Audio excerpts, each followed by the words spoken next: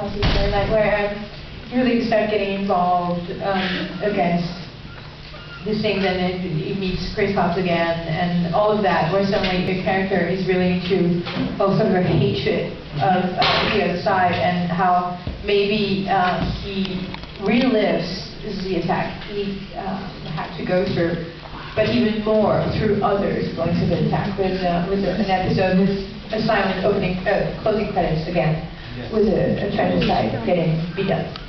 How was it to work on that storyline, to work through what your character goes through in that whole case?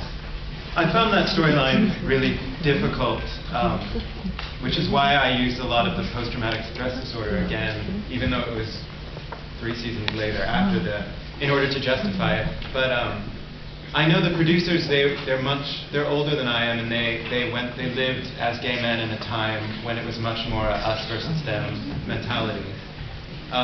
They were, in New York in the 60s and 70s during the Stonewall and during the beginning of the AIDS epidemic.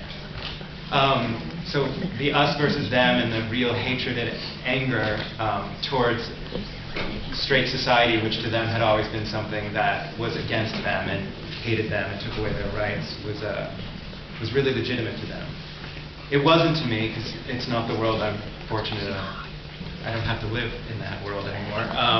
So I used the post-traumatic stress disorder and that trauma that Justin went through to justify it for myself and for the character.